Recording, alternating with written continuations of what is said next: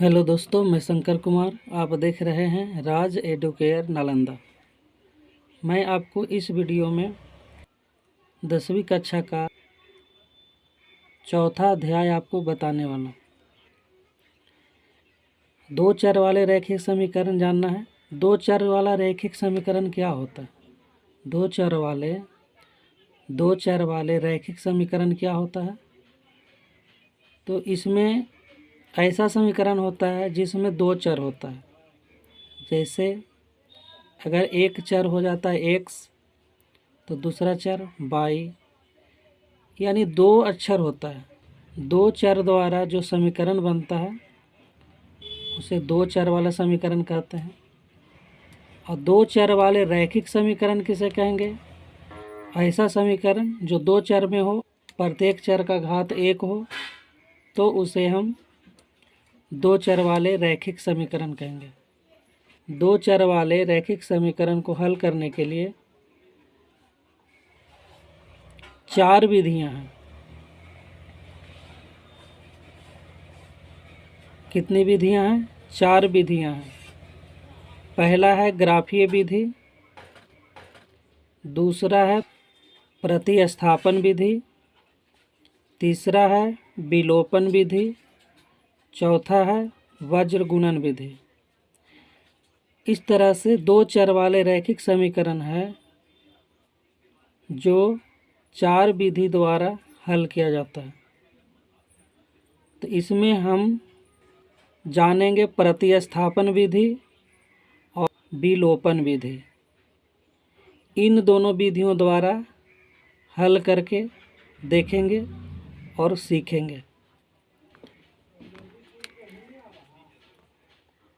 X plus Y देख लेते हैं। एक्स प्लस वाई बराबर 3, 2x प्लस 3y बराबर 8। तो इसे हम सबसे पहले प्रतिस्थापन विधि का प्रयोग करेंगे। प्रतिस्थापन विधि।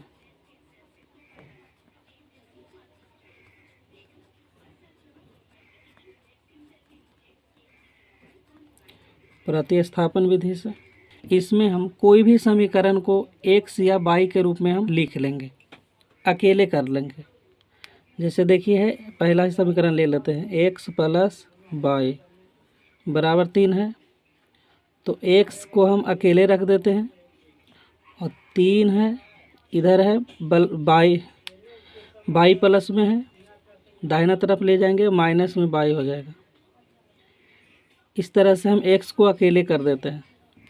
अभी जो x को हम अकेले कर दिए, इसे क्या करेंगे?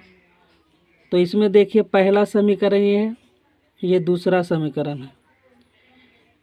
तो पहला समीकरण को हम तोड़ करके x के रूप में ले आए, x बराबर 3 माइनस y। तो जब हम पहला समीकरण को तोड़ रहे हैं तो पहला समीकरण का x हो या y हो, तो उसका मान हम रखेंगे दो समीकरण में, और दूसरा को अगर तोड़ते हम x या y के रूप में लाते तो उसे हम एक समीकरण में रखते। ऐसा नहीं कि जो समीकरण तोड़ दिए हैं उसी में हम x या y का मान रखेंगे, तो उसका सही हल नहीं हो पाएगा। अब करते हैं क्या? लिख देते हैं x का मान समीकरण 2 में रखने पर, तो 2 का जो समीकरण है पहले लिख देते हैं। 2x प्लस 3y बराबर 8। अब लिख लेते हैं 2 गुने, देखिए x है, x का मान निकाल करके पहले आया, जो पहला समीकरण तोड़े तो x का मान निकल करके आ गया कितना? 3 माइनस y। तो इसे हम लिख सकते हैं 3 माइनस y प्लस 3y है, 3y लिख दिए बराबर 8।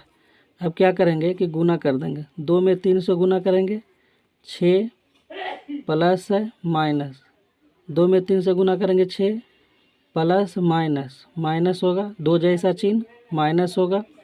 2 में 22 से गुना करेंगे 2y प्लस 2।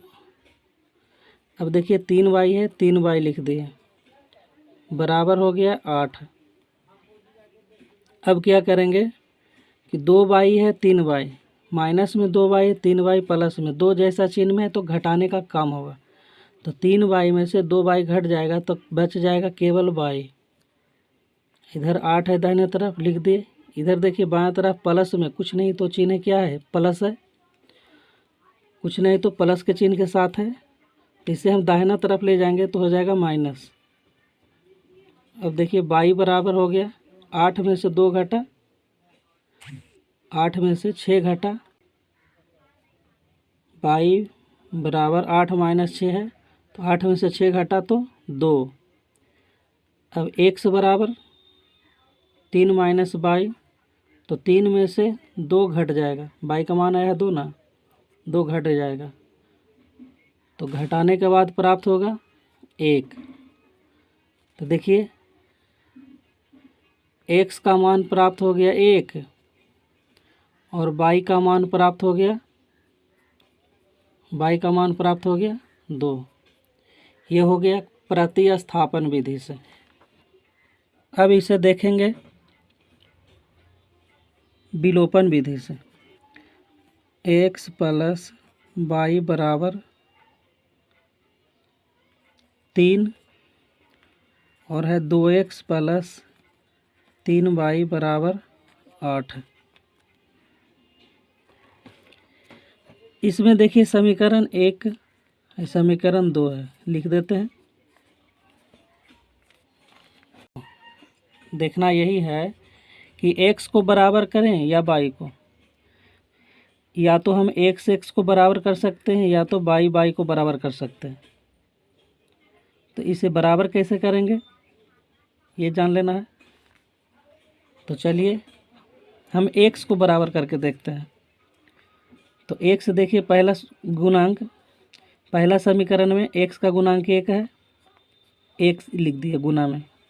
दूसरा समीकरण में x का गुणांक 2 है, गुना में लिख दिए 2।